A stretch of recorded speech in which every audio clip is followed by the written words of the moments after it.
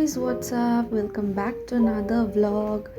তো ফার্স্টেই তোমরা দেখতে পাবে যে এখানে বেসিক্যালি আমরা নই, মানে আমিও যাই, রেডি ফেডি হয়ে যাচ্ছি, বাট এটা বেসিক্যালি আমার মায়েদের কিটি পার্টি। তো এই যে আমি রেডি হয়ে গেছি, এই চললাম। একজন আন্টি আমাদেরকে, প্রত্যেকজনের বাড়িতে আলাদা আলাদা করে কিটি পার্টি হয়। তো আমরা গিয়েছিলাম, আমার বাড়ির সামনেই একজন আন্টি আছে, তো তার বাড়িতে সেদিন ছিল কিটি পার্টি। এই যে একটুখানি স্ন্যাক্স, চা, কফি, চিট চ্যাটিং এগুলোই চলছিল সেদিন অবশ্য।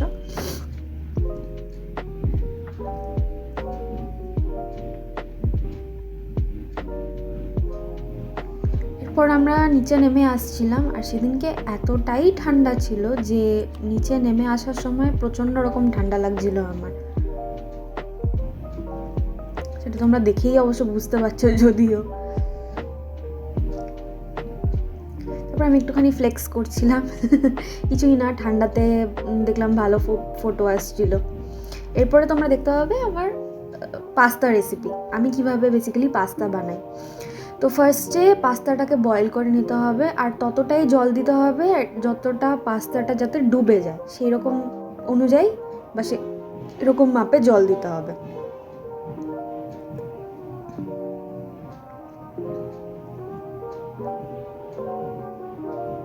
আমি ফার্স্টে বেসিক্যালি আন্দাজ করতে পারছিলাম না, তো তারপর ভাবলাম যে না, পুরোটাই লাগবে, তো ওই জন্য তারপরে আবার পাস্তাটা দিলাম।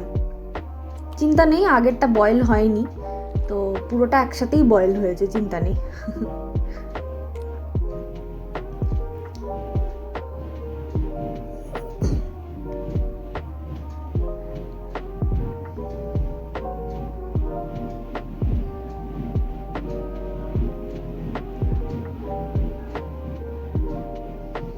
এরপর আমরা একে একে ফার্স্টে রিফাইন্ড অয়েল দিয়ে দেবো, মানে সানফ্লাওয়ার অয়েল।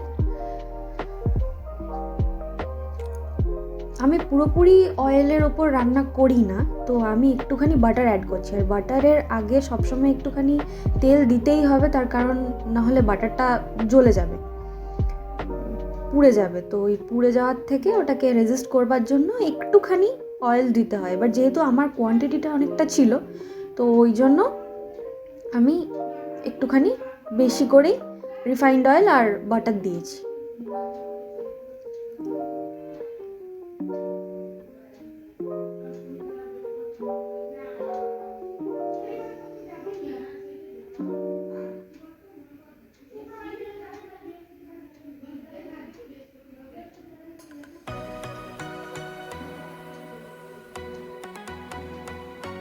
এরপর একে একে চপড ভেজিসগুলোকে অ্যাড করব, মানে যেরকম পেঁয়াজ, রসুন, টমেটো, কাঁচা লঙ্কা।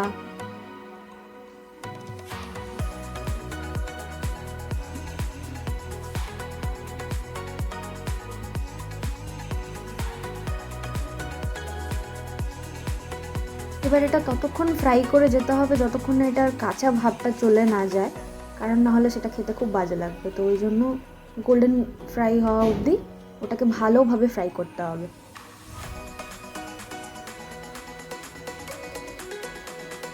আর ততক্ষণ কিন্তু গ্যাসের ফ্লেমটাকে হাই রাখতে হবে, এটা যেন মাথায় থাকে।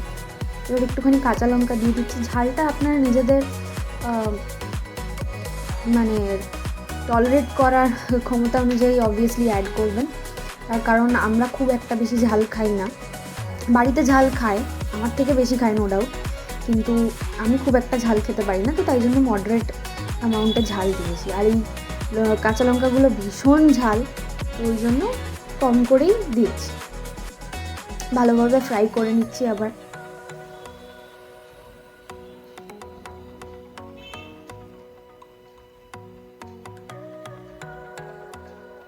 এবার একটুখানি ফ্লেমটাকে লো করে দেব, আর আস্তে আস্তে এবারে এটার যেগুলো বেসিক মশলা হয় সেই মশলাগুলো দেবো। ফার্স্টে দিচ্ছি হচ্ছে হলুদ, তারপর দিলাম হচ্ছে ধনে গুঁড়ো, তারপর দিলাম জিরে গুঁড়ো, আর একটুখানি শুকনো লঙ্কা গুঁড়ো।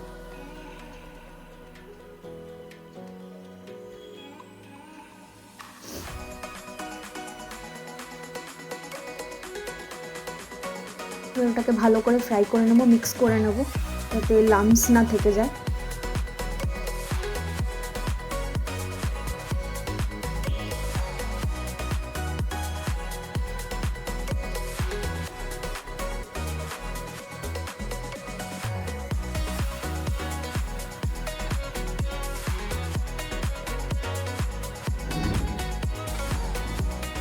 এবার আবার গ্যাসের ফ্লেমটাকে হালকা করে লো করে নেব।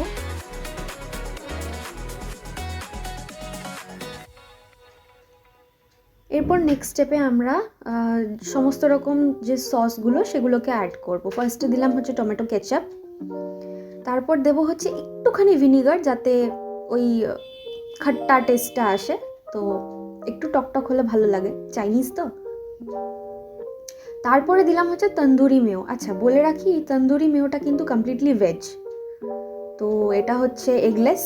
আপনারা চাইলে এগ দেওয়াও দিতে পারেন, কোনো অসুবিধা নেই, বাট আমার কাছে সেই মুহূর্তে এগলেসই ছিল, তো আমি এগলেসই দিয়েছি।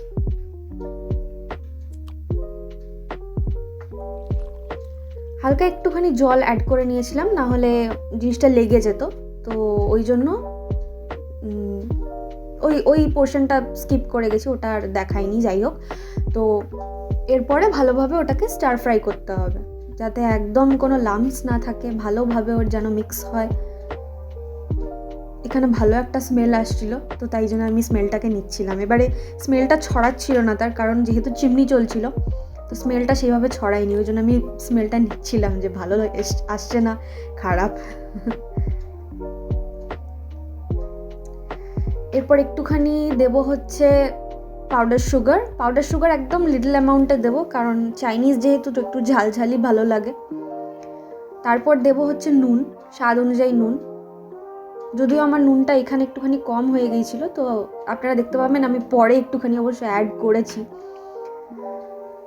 তো আপনারা একটুখানি টেস্ট করে দেখে নেবেন যে কতটা পরিমাণে দরকার, কারণ একবার পাস্তা অ্যাড হয়ে গেলে না এই মিক্সচারটাতে অন্য কোনো মশলা অ্যাড করাটা কিন্তু খুব ডিফিকাল্ট, তো বেটার পাস্তা অ্যাড করার আগেই টেস্ট করে দেখে নেওয়া। এরপর অ্যাড করে দিলাম হচ্ছে বয়েল করা পাস্তাটা, যেটা বয়েল করে রেখেছিলাম আমি। এটাকে ভালো করে নাড়াচাড়া করে নিতে হবে যাতে পুরো মশলাটা এর মধ্যে মাখানো হয়ে যায়।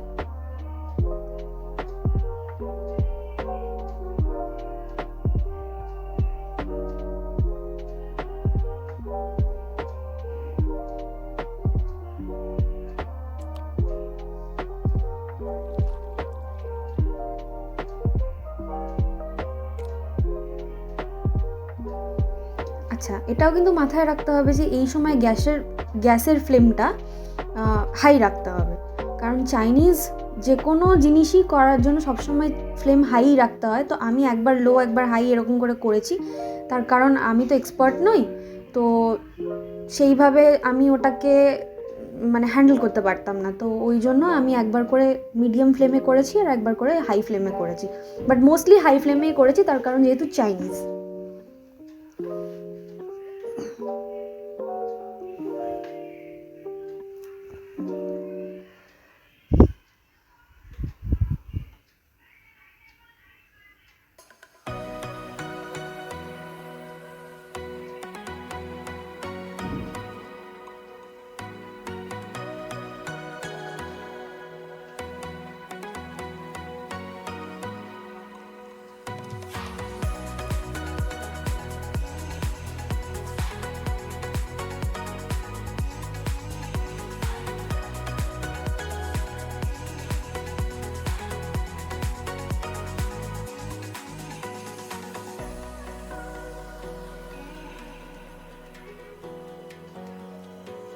এটা আমি একটা টেস্ট করে দেখছিলাম যে সব কিছু ঠিকঠাক আছে কি আছে না, ওই জন্য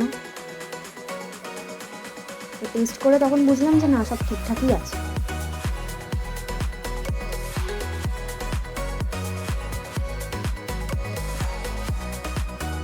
এরপর আমি গ্যাসের ফ্লেমটাকে বন্ধ করে দিলাম, চিমনিও বন্ধ করে দিলাম, তার কারণ হয়ে গিয়েছে। আর ব্যাস, this is ready to serve and enjoy. আশা করি আপনাদের রেসিপিটা ভালো লাগলো, আশা করি আপনাদের ব্লগটা ভালো লাগলো, ব্লগটা আপনাদের জন্য এন্টারটেইনিং ছিল আশা করব। তো প্লিজ প্লিজ প্লিজ চ্যানেলটাকে সাবস্ক্রাইব করে দেবেন, আর পাশে থাকা বেল আইকনটিও প্রেস করে দেবেন, আর লাইক বাটনটাও প্রেস করে দেবেন যদি আপনাদের ভালো লেগে থাকে ব্লগটা। আর এই রেসিপিটা চাইলে আপনারা নিজেদের বন্ধুদের মধ্যে, ফ্যামিলি মেম্বার্সদের মধ্যে শেয়ার করে দেবেন। আশা করব আপনাদের ভালো লাগবে ব্লগটা। ব্যাস এখানেই এন্ড করলাম।